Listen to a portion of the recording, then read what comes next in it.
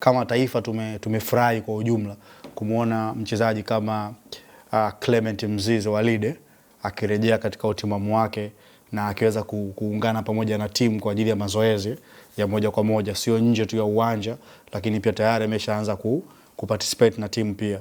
Super captain, super defender, the Shark Dickson Jobu, mwanaume wa shoka kabisa, beki katili, kimo standard kabisa. Wachambuzi wengi sana walimtupia maneno machafu, maneno ya hovyo, hakuna beki mfupi, hakuna beki wa design hii, lakini amewaprove wrong watu wengi sana. Na hicho kwangu mimi ndio kitu ambacho nimekuwa mara nyingi sana nikiwapigia kelele wachezaji wa Kitanzania, hasa wanapoletewa wageni, wanatakiwa kuonyesha utofauti wao na wageni uko wapi. Kwa hiyo kwangu mimi kuona Dickson Jobu pamoja na Clement Mzize Walid wamerudi katika utimamu ambao wanao, inawezekana asilimia kama 80 mpaka 90, kocha akiwa anataka kuwatumia kwenye hizi mechi za mwanzo za ligi, anaweza akawatumia, kwa sababu nimebahatika kuwaona, nazungumza nao, ni watu ambao tunazungumza nao, wanakuambia wako na utimamu wa mwili na wanatamani kuja kutoka jasho ambalo lilikatiliwa. Unajua Dickson Jobu aliumia katika mechi ya dabi ya Kariakoo baada ya kuchezewa rafu mbaya na Kante, na akashindwa kuendelea na akatoka nje moja kwa moja. Kwa hiyo ana kisasi ambacho kwake yeye anasema kisasi haki lazima akilipe kwenye dabi ya Kariakoo. Kwa hiyo mwalimu akiona utimamu wake uko tayari atamtumia. Unajua kuna kipindi mchezaji anaweza akakwambia anaitamani mechi, lakini mwalimu akimwangalia akiona machaguo aliyokuwa nayo, aona bora niende na machaguo haya niliyokuwa nayo, naendelee kumpa time, aendelee kurecover, awe fit 100%, kwa sababu mashindano yako karibu, lakini pia kuna AFCON inakuja mbele. Kwa hiyo kwangu mimi nimefurahi, lakini pia kuna mambo mengi ambayo tunazungumza nao wachezaji, kwa sababu ni washikaji zetu, wengine tunazungumza nao, wanakuambia hali niliyokuwa nayo mwanzo, sasa hivi kuna maumivu nilikuwa nasikia labda kipindi fulani, lakini sasa hivi yamekata kabisa. Nimejaribu kujipa mazoezi kabla ya pre-season, yale mazoezi magumu, lakini najiona mwili unaweza kuyaendure na kuendelea kuyapokea. Lakini pia kumbuke hao wachezaji walikuwa chini ya uangalizi wa Daktari Intutwe, daktari bingwa kabisa wa Yanga, akishirikiana na physiotherapy wa Yanga yule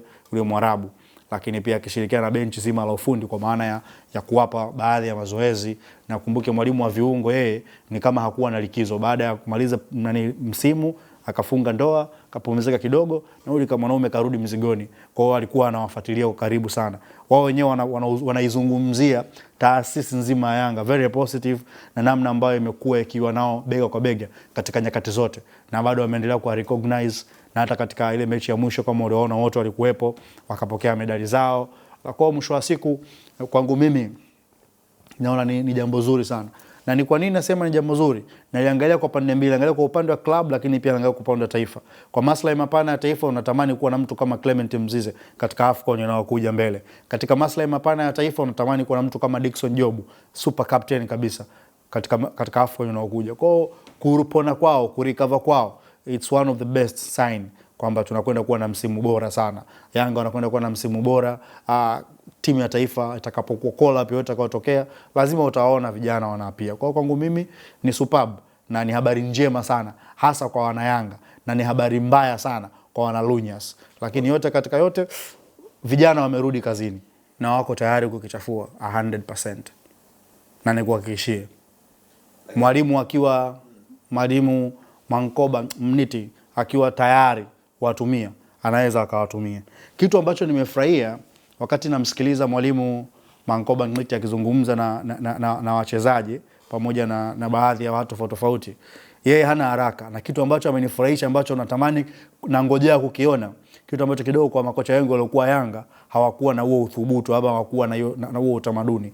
Yeye amekwambia wachezaji wote watakao kuwepo katika kikosi chake msimu huu, wote watacheza na wote watashiriki mashindano yote kwa tofauti. Kwa hiyo nategemea kumuona mtu kama Ninju, nategemea kumuona mtu kama Casemiro, nategemea kumuona mtu kama kuna kijana mmoja anamuita D katokea Zanzibar yule. Bonge moja la mchezaji. Na ile nawaambieni ukweli, yule mchezaji ambao Yanga hawajamtambulisha popote, ni kama wamechukua kutoka kwa vijana Zanzibar, kwa vijana wamemleta pale. Niamini mimi, hiyo ndio surprise package ambayo itakuja kuwashtua watu wengi sana. Nimemfuatilia mazoezi yake. Unajua nimekuwa na utamaduni wa kwenda kutembelea baadhi ya timu tofauti ambazo ziko Dar es Salaam hapa. Azam nadhani wanarudi kambini leo kwa ajili ya pre-season, sio? Nao pia nitapata bahati na nafasi pia kwenda kuwatembelea. Lakini pia kwa Yanga imekuwa ni fursa nzuri, unawaona wachezaji, unaona wanachokifanya, unaona response ya miili yao. Kuna wachezaji kama wakina Alan Okello Starboy, wakina Djigui Diarra wameshaanza kurudi.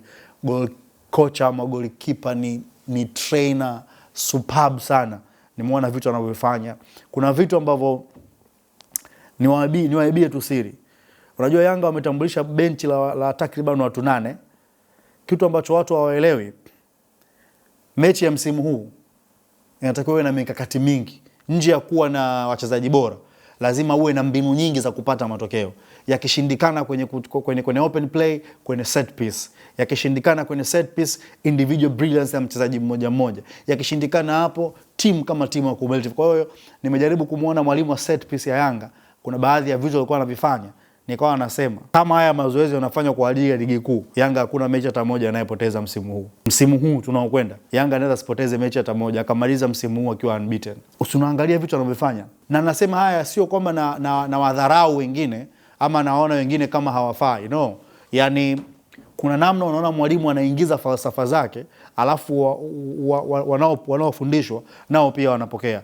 Na mara nyingi sana nilikuwa nikienda katika mechi zao, nimekuwa nikienda na notebook yangu kwa maana ya tablets kuandika baadhi ya vitu ninavyoviona, japokuwa picha unajua haziruhusiwi pale. Kwa hiyo tunaandika kuna hichi. Kwa hiyo nikijaribu kupitia hapa afu nimemesha kwenye kompyuta yangu hapa. Leo ndo maana nimekuja kabisa na kompyuta mpakato ili mtu akiniambia chochote kile kitu basi nakitohoa kutokana na kile ambacho nilikiona pale ambapo wanafanya mazoezi. Ila chukua hichi ninachokwambia. Mwalimu wa set piece wa Yanga ni mwalimu hatari kuliko watu wanavyofikiria. Na nikwambie ukweli, ubora wa Yanga msimu huu unaweza kwenda kuwa katika set piece, kwa sababu wanawapiga set piece hatari mno. Wapiga hizi foul hizo nje ya boxi. Wapo wakina Kangwa wale kutoka Zambia, piga foul mzuri sana. Kuna wakina Alan Okello Starboy, umeelewa? Yule striker mwenyewe, zile ambazo zinakaa nje ya boxi hapa, ana uwezo mzuri wa kupiga kwa sababu ana tore, anapiga mguu wa kushoto kama anavyopiga wa kulia, kwa anapiga miguu yote. Kwa hiyo sio yule striker ambaye lazima auseti mpira kwenye mguu wa kushoto ili apige, au auburuze uje mguu wa kushoto wa kulia ili apige. Anapiga kushoto kama kulia. Kwa hiyo kuna vitu vingi ambavyo nimewitness